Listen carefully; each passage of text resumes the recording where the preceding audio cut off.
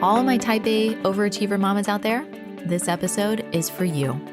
So I want to know if you can relate to having this incredible drive to build a 7 or even 8-figure business that impacts your community, impacts the world, and then the next week you want to quit everything and just be a stay-at-home mom. I know that for me, as I've allowed myself to be more comfortable in my feminine, to allow myself to have these kind of swings in emotion, I've been really surprised to see what I'm learning about myself. And just because I have that swing of emotion doesn't mean that I act on it. In fact, I have to feel a certain way about something for at least 90 days before I'll make a major decision. But by simply allowing myself to feel and observe how I'm feeling, I'm able to become more in touch with myself and with my intuition. And the growth that you see in business, it's truly correlated to the growth you see in yourself, in your capacity to lead, to strategize, to solve problems. And if you really want to grow as an individual, just become a parent and an entrepreneur. You will find all of your triggers and areas of opportunity very quickly. But seriously, I do believe that your personal growth is directly related to the level of success that you achieve in business. So I invited a friend, Christine Hassler, on the show to talk about this very topic. So she identifies as a type A high achiever. She's also a new mom. And we had just a lovely conversation about her journey navigating this new season of life. Now, if you don't know Christine, she is absolutely someone that you should be following. So let me do a quick read of her bio, and then we'll jump right in. So Christine Hassler is a master coach, spiritual psychologist, facilitator, and speaker with 20 years of experience. She's the best-selling author of 3 books, most recently, Expectation Hangover, Free Yourself from Your Past, Change Your Present, and Get What You Really Want, and is the host of the top-rated podcast, Over It and On With It, where she coaches people live on the show. She's also the co-founder of Elementum Coaching Institute, a premier coaching certification program. Christine is known globally for her ability to identify what's holding someone back and compassionately guide them to clarity. She works with companies and organizations to increase productivity and decrease the stress of their employees. She has a master's degree in spiritual psychology and implements elements of NLP, psychology, spirituality, science, and her own diverse life experience into her work. She has appeared on The Today Show, CNN, ABC, CBS, Fox, E! News, Style, and The New York Times. And she believes that once we get out of our own way, we can show up and make the meaningful impact we are here to make. Be sure to check her out. She's an incredible woman. I hope you enjoy this episode as much as I do. Let's go ahead and play the interview. All right, Christine, welcome to the Spa Marketing Made Easy podcast. I'm so glad to have you here. Thank you for being here. My pleasure. I want to talk to you today about transitions. And I feel like that is such, just that word probably brings up so many different emotions for so many different people. But for me, I was going through your Instagram. I saw this post that you made. You were in this beautiful blue dress. You looked like this corporate CEO, like boss babe. Yes. I was like, damn, look at her.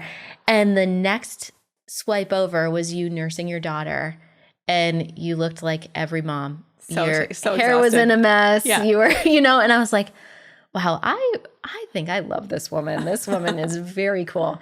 And in your post, you were talking about the transitions and what that means to be a successful businesswoman and the ego and all the things that go along with that of, I don't know about you, but I used to identify like my own self-worth with how much money I made or what companies I had worked with, or those were things that were important for me, for my ego to feel like I had accomplished something.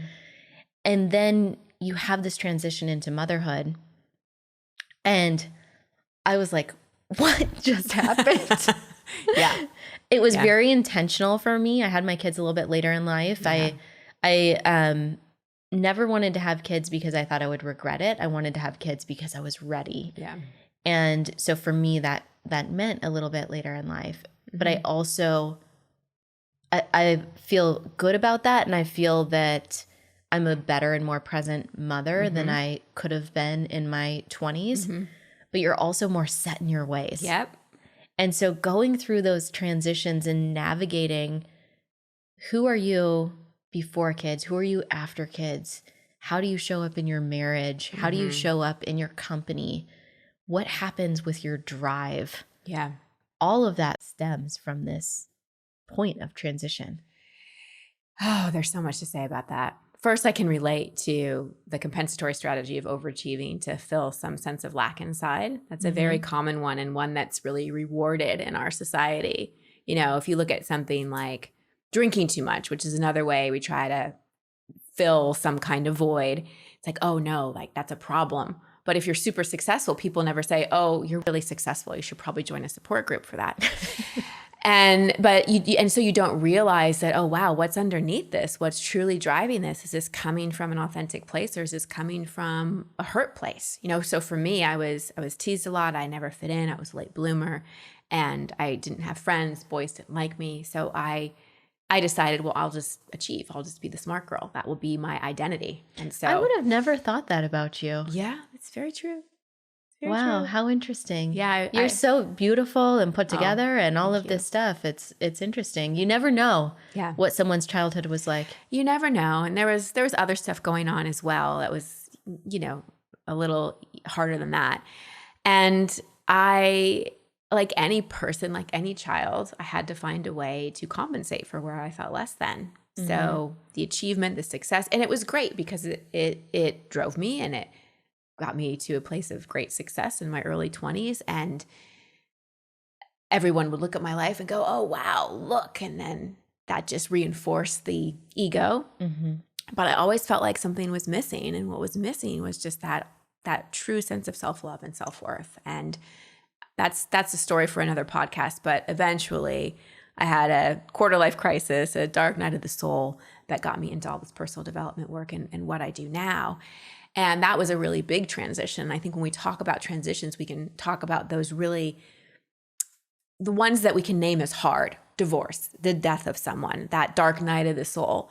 But then there are those transitions like motherhood that are supposed to be positive, that are supposed to be this like beautiful moment. It's like these whiplashes of emotions. Exactly. It is. And it is beautiful.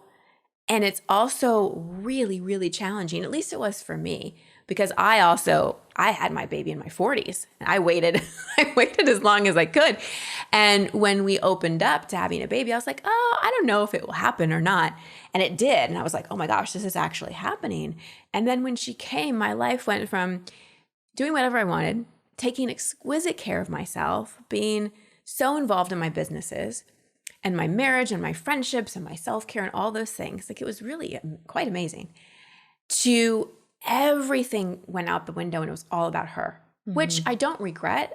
As a mother, I think that's the way it should be.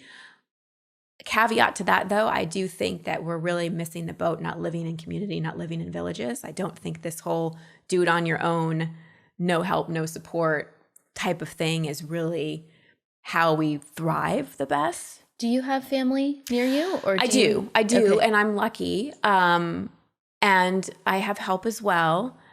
And but it's not like actually living in a village. Well, it was something that came up for me too, because my husband was active duty for the first, he just retired last year. Yeah. And so every 18 months or so of the first 10 years of our relationship, or first 9 years of our relationship, we moved.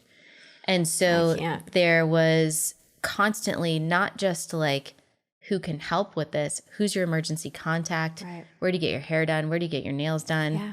And then just the sense of, I have a lot of really great friends, but none of them live. You know, I remember having this breakdown moment of not knowing who my emergency contact is, because my mom lives in Maui and I'm in Washington, D.C. Yeah. And so that sense of community, especially moving into this transition, you feel so alone. Yeah. You don't know like who's going to tell you what is normal that you're feeling or not normal, or, you know. all of those things that come up. It's a lot. It's a lot that comes up. And I do feel like the later in life that you do it and the more established you are with your life, that transition into motherhood.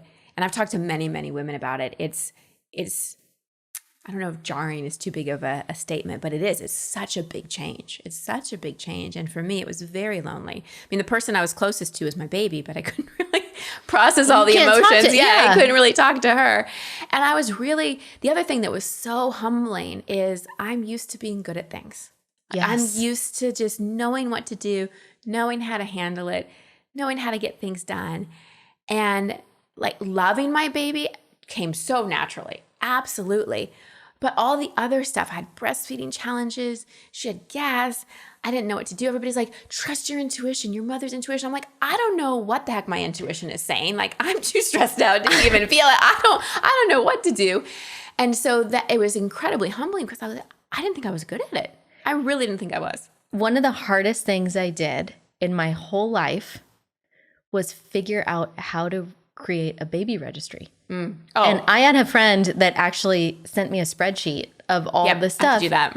Because I was like, do we need a changing table? Yes, you need a changing table. There were all these things that I had no idea. Like, what even is this? I started to do mine on my own, and I just, all I had was like onesies. That was it. And I didn't even use any of the ones I ordered because none of them were double zip. And I reached out to my friends and I said, I have no idea what to get or what I'm going to need or how to do any of this. And I read I was really committed to having a home birth, which I was able to have. I read so many books on birthing and pregnancy, and I didn't read one single book on what to do with a baby after they come. Yeah. And so I almost want to have another child just so I can take everything I know and apply it again. But that transition from not just the lifestyle, but from being so comfortable in my knowledge about something and so well established in my life and knowing what to do, to having really no control, because you can't control a baby. You just It's can't. such a lesson in surrender. Oh my gosh, surrender and devotion. And I see, a lot of our listeners, a lot of the women in our community, they have young babies. Yeah. So they have, I'm thinking of one gal, she told me, she's like, yeah, I'm trying to plan this event for spa, but I have a 2-year-old and an 8-month-old. And I was like, and you're running a business? And I'm like, give yourself some grace. Yeah. Like that's, it's wonderful when we have, partners that are supportive of us as well and involved and all of that. But there's still, especially if you're nursing, the kid needs the mom in a different way than they need the father. And it's, so to have all of those roles and those expectations, there can be such a feeling of overwhelm and such a loss of identity in who you are. What do you do for fun? Yeah. Fun? I fun. Sleep is so fun for me when I can do I it. take a nap. Yeah. And one thing that there's so many things that have come with this transition to motherhood, a profound respect for other mothers, profound, especially single mothers and working moms. I seriously don't know how single moms do it. I really don't. And like I said, I'm so blessed to have help. Moms with no help, I bow to you. It is a job, even when your child is asleep and it's the end of the day, you're still not done. Because then you got to do all this other stuff. But at least for me, the mind, there's no off switch. Like even when I'm asleep, I feel like I'm half asleep because I'm like, is she okay? Is anything gonna happen? Like, what was that? And it just, there's just a switch you can't shut off. I know for me, at least with work, at the end of the day, I could just flip the switch off, relax, be done. But with motherhood, it's just always on. So talk to me about your transition. Did you, after you had the baby, how long did you take for maternity? Did you go back to work? How did that affect your identity in, all of it? I thought I was going to take 3 months. And I've basically taken a year, pretty much. He just turned 1 on Monday. It's been really hard for me to work for a couple reasons. I do think I just want one baby. And I'm really enjoying my time with her. It's very difficult for me to be away from her, but I love it. Like right now, I love being here, having this conversation. And at the same time, I'm like, oh, what's she doing right now? Is she okay? And so it's been a big learning experience for me to, one, not be motivated by guilt, because I have to check in with myself and go, okay, am I saying no to doing something for myself because I really don't want to do it, or because I'm feeling guilty about it? Because the truth is, Athena, that's my daughter, she's a very social, she loves people. Like, she doesn't want to be with me just 24/7. At times, like, she was sick this week. She only wanted mommy. I take the week off, I'm with her. But as soon as she was well, she was like, who else is around, Your husband seems very social. Yeah, he's very social. They've got that Greek Italian, thing in there. So I haven't like officially gone back to work, but I never officially took time off of work. The positive of having a baby later in life is that I was able to set up my businesses to the point where they can be run without me. I can drop in, drop out. I can sometimes work for an hour or two a day. I worked my butt off to get to this place, and I'm really grateful for it. But I haven't yet felt that. I keep waiting for this spark to reignite again of, oh, this is the thing I want to create. Because a lot of people will say, oh, you have a baby and all this creative energy opens up inside of you. And for me, it was the opposite. It was more of a cocooning process. And so my identity is very foreign to me, because I've always been about traveling the world and what can I build and what can I create and how can I stretch myself and what's the new business or all those things. And it's been more of I just want to tuck in with my girl and rest. So it's been a deep shift, a transition in my identity of like really not caring. And I've had to check myself sometimes. I've had to go, okay, do I not care because I'm just tired? Is this more apathy? Because I don't think apathy is healthy. Or am I really just unattached? In a different season. In a different season, yep. So when you check into that, like, do you have guilt ever over not spending time with your daughter, but like, I didn't go back to work, or I didn't, for me, there was this like drive piece that. No, because I really healed that part inside of me that was doing it because I didn't feel worthy on some level. Like, I really have done a lot of work on my relationship with myself, and just coming to a place of self-acceptance. And also, I've been coaching people for 20 years. And I just see over and over and over again that like what someone achieves, it's a beautiful thing. But what actually leads to peace and contentment is love, connection, self-care, all those kinds of things. So I think that for me, the part of me that was such the high achiever and driver for so long is like, oh, we can take a little break. We can take a little break. I definitely have, that said, I definitely have moments of FOMO, definitely have moments of seeing my friends taking a trip or going to a conference or seeing my husband. That was one thing that was very hard on our relationship. Like, he could just leave for like a week, for however long he wanted to. He could just go. He didn't have to worry about when he was going to nurse her or anything. Like, he could just leave. And I'd see him living his life, and I'd be like, I miss that. Like, I miss that. And I just, again, remind myself that it's a season. It's a choice. It's a choice. It's a choice. You could leave too. I could. But it would be a different choice of choosing not to nurse her or choosing. Correct. So if you, Correct. So I think, back to the identity question, for anyone going through a transition, what I feel is important for us to remember is when we're in transition, it's chaos. So when an object changes to another object, like in that process of transformation, there has to be chaotic energy for something to change form. And so often when we're in that chaotic energy, we just want to get to what's the stability? What's the next thing that I can grab onto for control and certainty? And I've learned in my life that if I can just be in that chaos, be in that unknown without gripping for what am I, who am I, what's my next thing, then that's really where the most freedom comes. And so that's where I would say my identity is now. It's sort of like this no identity, this like I'm in the in-between And that's okay. And there are times when my mind will come in and tell me, oh, you've got to figure this out, or you've got to do this or that. And I just put it aside and say, no, I don't. Like, we're in between. You know what's coming up for me right now? Do you know who Jason Goldberg is? You Of know course, yeah. Jason. Okay. So he was on our podcast a little while ago, and he gave this great analogy of when you don't know what to do next, you pause. Yeah. And he said, when you're cooking a steak, you cook the steak, you set it down, and it's resting. And in that resting period, it's still cooking. So it's there, it's paused. It's, he said it much more eloquently than I just did recalling it, but it reminds me of this season that you're going through right now, as you're giving yourself that time to pause, but you're still working. Things are still happening in your mind and in your body and in your what is next. Yeah. It's still, you're just in that pause moment. Yeah.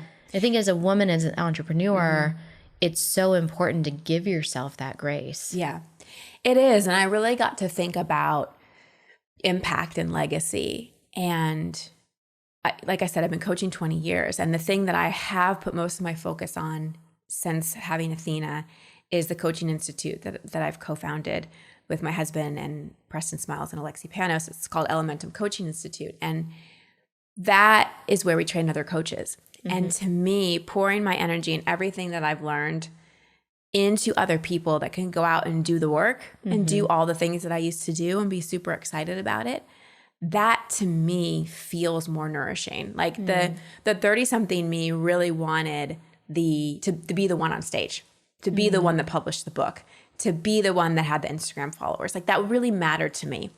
And now it really doesn't anymore. Like, I will still want to do good work and create things, but I'm more interested in how can I support other people in really, finding their dream. Do you think that comes from the lessons that you've learned in motherhood, or do you think that just is this next season of life for you? I think it's a combination of both. I think motherhood happened for me at the same time where a 20-year career was naturally transitioning into more of passing it on. Again, I'm not retiring anytime soon, and I still love what I do, but I love nurturing coaches and helping them grow. And then having Athena and having a lot of those motherly instincts kick in, I think those things happening at the same time really have catapulted that feeling. So if you're coaching someone that is a mom, that is an entrepreneur, that is going through this overwhelmed space, and they don't have the ability to pause, how do you guide them? First, I say I can relate because, like I said, it's hard. Even if you can sit down and have a break, it's hard for the mind to turn off. And so a couple things. First, I just say you're not doing anything wrong, because I think as moms especially, we can be so hard on ourselves and think that it should be a different way and compare ourselves to other moms or other people or our mom or the way we think it should be. And the comparison game is just exhausting. So first I'd say, well, what can you pause on? So you can pause on the guilt, which is so hard. I used to coach moms before I had a kid. And I'd say things like, it's good for your child for you to take care of yourself. You should go get that massage because it's showing your child that self-care and self-love is a beautiful thing. And mom will be like, no, I feel so guilty. And I'd be like, but don't you get it? Like, you should take care of yourself. And now I'm in that place. I'm like, oh my gosh, I can't believe I said that to all these moms. Like, it was no big deal. Apologizing to all moms I've ever said that to. I still believe it. I absolutely believe it. But I can relate to how hard it is. Yeah, the reality of it and how hard it is and all that. So that resonance, I really get that. So if you can't, take a pause and sit down and meditate for 30 minutes, what can you pause on? What thoughts can you pause on? What patterns can you pause on? How can you ask for support? I think that there's this badge of honor that sometimes we wear as women, especially as mothers, of I'll just do it. And I fall into this trap all the time. I know if I just do it, it'll be done better. It'll be done faster. It'll be done the way I think Athena needs it to be done. And that just, I dig myself into a hole because then it's like, how can people support me? So ask for support, allow support, teach people how to support you. If it's not perfect, especially with your partner, don't shut them down. Like, keep encouraging it. But that's the biggest thing. Like, ask for support, whether it be physical support, someone coming in and just helping you out with some dishes and laundry, or emotional support, or both. And don't expect your partner to be a mind reader either. They have That's no such clue a sometimes. huge thing because we each go through our own experience. And, we were talking a little bit before, nurturing the marriage and the partnership is a really important piece of the dynamic as well, because our partners are not mind readers. No. And we each go through our own experience as mothers, but our spouse or partner also goes through their own experience of what happened to this woman and what happened to, and all of that whole dynamic is changing and shifting. If we are in a position that we do have someone in partnership supporting us, that relationship needs to be nourished. There needs to be communication, all of the things to keep it healthy, to keep it going, to get that support that you need. And it takes work. It does take work. And when you're postpartum, it's kind of the last thing you think about. Oh, yeah. For sure, because you're so invested in that baby. And this is where I really think I'd really love more men to step up, and fathers, and to really lead a little bit more in that postpartum period and really become, I don't know, just a little more educated on how they can best support the mom and the baby. Because it's like, mom's really taking care of baby. How can dad, if you're in that kind of family dynamic, how can dad take care of mom? And that isn't something culturally that is really taught. But I also, to be fair, I think there are a lot of men, if we're talking about this dynamic, a lot of men that would be willing. Yeah. And they have no idea what to do. And the women don't know what they need to be able to communicate. Yeah. So it goes back to both individuals looking inward, doing the work on themselves to understand, here's what I need, here's what would be supportive to be able to do that. So it's this cycle of a thing that the spouse, the dad would want to help if he knew what to do. Yeah, I think thank God there are a lot of dads like that. And I think a lot of dads, what I have seen is sometimes dads get in their own way and their own, like, I don't know how, or mom does it better. And their own grief about their life and their freedom and all those things kind of get in the way. So talk about community and support. I'd love to see, well, more moms being honest too, but more dads, especially seasoned dads, helping new dads out as well. Because sometimes when you have a baby, it's often hard to even know what you need, like you said. So just more open conversation and dialogue and some better instructions for dad, I think would be helpful. I feel like we could have an entire podcast show, not one episode, but an entire show just on motherhood and the things that go into it. For sure. And so to tie in this hugely complex, life-changing thing that tests you in every way imaginable and, all of that, and then trying to operate a business and lead a team and deal with turnover and deal with angry clients or, whatever that negative review or whatever thing comes up, inevitably, if you've been in business long enough. Yeah. It's incredible the expectations that we put on ourselves to achieve these things. Yeah. And so my last book was called Expectation Hangover. It was all about when things don't go according to our plan, or when things we don't live up to our expectations, and the disappointment that brings. And again, it leads us into humility. What it also can lead us into is this incredible growth opportunity to go, okay, something didn't live up to my expectations. I am disappointed about something. This business thing didn't go well. Really, what can I learn? How can I respond to it differently?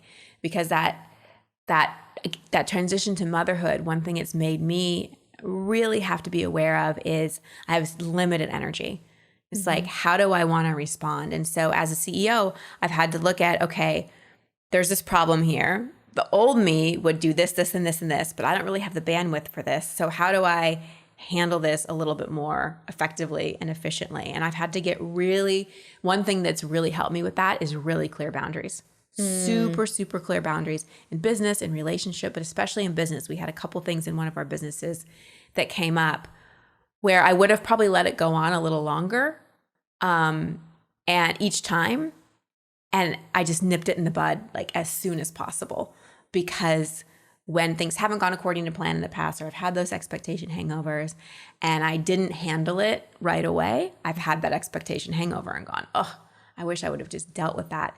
So that's another thing transitions can do that can make us fierce. It can make us really clear about, you know what, I learned last time, I'm not going to do this again because I learned my lesson. No is a complete sentence. It is. It is. It is. And also, thank you is a complete sentence. That I see so many women when they're given a compliment, they say thank you and I got it on sale, or thank you and I love your outfit too. It's like you can just say thank you and receive the darn compliment. Yeah. Yeah, definitely. So, share with me anything else that I'm not asking that you would love to let mothers know that are in this transition, that are, you know, wanting to achieve all the things, be all the things, all of it. Well, first, you're doing a great job. You are. I think we're just so hard on ourselves. And I'll just put my coach hat on for a moment. So, like I said, been working with people for 20 years, and mostly I work on how their present life is impacted by unresolved issues in their childhood. As we can always really trace whatever's up for us, be it a pattern or a difficulty or whatever, we can usually trace it back to childhood 99.9% of the time. Do you always think like, what am I doing to mess up my child right now? Awful. It's awful. Having such developmental psychology awareness is terrible. But if I put my coach hat on, I've never in 20 years had somebody say to me, oh, my mom messed me up because she fed me this instead of this, or she left this, she went to dinner with her friends this one night, or I don't know, all the things, or she didn't cut my peanut butter and jelly sandwich into a star, all these things that we think matter. And the thing that matters most to our children is that we love them and that they know we love them and that we're consistent.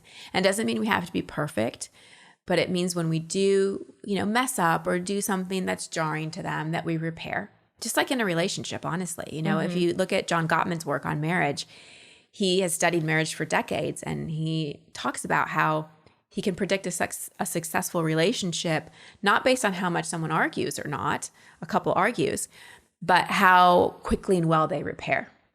So the military actually uses his work. I love that. Yeah. Military, I was just talking about this in another show. Military families have a very, very high rate of divorce because the active duty service member can be deployed for long periods of time. And then when there's reintegration into the family after they've been gone, there's a lot of difficulty. The service member has been living in different types of very stressful situations oftentimes, and away from their family. And then if the spouse or partner is at home, and if you have a family, it's like you have this dynamic, and then all of a sudden dad comes in and it's like, what's going on here? So they have these weekend workshops that they offer for military families where they'll use John Gottman's books. I love his work, They give you the full MBTI test, give you ideas of conflict resolution, and it's a whole workshop. I love that. That's so good to know. I mean, we all need it, truly, military or not. But the same goes for kids. Just be consistent, not perfect, and repair if something happens, and just love them. And again, like, I haven't seen that kids with stay-at-home moms are so much better adjusted than kids with moms that worked. It just depended on the relationship. And the other thing I've seen is that moms who have done their own personal development work, not just career work, but personal development work, and were really able to regulate themselves, because our nervous system as mothers is completely tied to our children's nervous systems. We regulate them until they're about 7 or so. Our nervous system does. And so, like, learning how to regulate our own nervous system, cleaning up our old wounding so we're not passing it on to them, like really taking that care of ourselves, not just with massages and yoga, but actually doing the internal work. It just it liberates them in so many ways. And we're modeling for them self-love. We're modeling for them self-care. And I always remind myself of this is Athena isn't just being impacted by how I take care of her. She's being impacted by how I take care of me. I find that getting into their world also is really, at least for my kids, my husband has a very busy career, travels quite a bit. I travel quite a bit. We both have these big careers and are both working parents, all of the things. But I feel like oftentimes it's like, all right, well, I'm going to take my kids to the grocery store. I'm going to take my kids to run this errand. But when you can get in their world and understand what they're interested in and look at like, what do we want to cut? With the scissors. Let's get the scissors and the tape. And it's like this fascinating, amazing thing for sparkle glue. And it gets really fun when they get to like 2 and 3. Not that the baby stage isn't fun, but I just personally felt more engaged and felt more like I knew what I was doing when my kids were a little bit older. I'm feeling that now after she turned 1. Yeah, for sure. It gets like better and better every single year, just like with age. Like, I feel like the 40s are the best. Yeah. Every year keeps getting better and better. So for me, aging is just this beautiful, I obviously have my Botox and all of that, but it's like who I am as a person. Yeah. I feel so much better every year. Oh, for me too. The 40s really opened up self-acceptance. Yeah. I met my husband right before I was 40, and then had everything for me happen in my 40s. I was married before, but this chapter of my life really started. But the biggest thing was just this just not really caring as much about what other people thought of me or, any of that stuff. Just a sense of self-acceptance has really come forward. And I still have my moments, of course, but there's a sense of relief and freedom that's come for me in my 40s. Yeah. Yeah, I love that. So if you're in your 20s, it just keeps getting better and better. Oh my gosh, I would not want to go back to my 20s. No way. No way. All right. Well, let everybody know where they can find you and follow you and learn more about the work that you do. So my favorite place to send people to is my podcast. It's called Over It and On With It. And I do live coaching sessions with people. So unscripted, unedited, not produced. I don't know anything about the person. They come on a call with me. They have an issue or a problem and I coach them. And then I break down kind of on the podcast? On the podcast. Yep. Oh, how fun. Yep. So you can learn a lot about inner child work and relationship stuff. I mean, you name it, I've covered it on the show. But I found that people really learn so much through other people's stories and other people's journeys. Yes. And you can talk about something or you can actually show it. And people that listen are like, I don't even go to therapy anymore. I just listen to the show because I'm learning so much about myself. When we listen to someone else be coached, our defenses are down. And so often we can have these incredible aha moments that are life-changing. So the podcast, Over It and On With It. And then I'm just Christine Hassler everywhere, Instagram and website and all those things. Wonderful. Well, thank you so much. This has been such a great, I love just sharing real, honest experiences about motherhood, and especially with, working mothers to the challenges that we face, the emotions that we feel, all of those types of things. I think it lets other entrepreneurs, other spa owners know, like, you're not alone. I was on a mastermind call yesterday with other amazing female entrepreneurs, and the people on the call yesterday, we all happen to be moms, and we were talking about the mom thing. And one of my friends said, I've just accepted that there's always going to be a little bit of tension. Like that as a working mom and a CEO of a business, and as a mom and a wife, like I've just come to accept I'm always going to feel pulled a little bit. And I've just really made that okay. I've stopped trying to fix it. And I said, that's such a good point, because I think it's natural that we're going to feel pulled a lot at times and a little at times. And if we can just be like, this is what it is, I accept it, I'm not going to resist it, then maybe that tension gets to release a little bit. And what a beautiful thing that life, you have so many things that you want to do. So abundant. Yeah. It's definitely a beautiful problem to have. Very good. Well, thank you again so much. Thank you guys for listening. Be sure to check Christine out, follow her, and we will catch you on the next episode.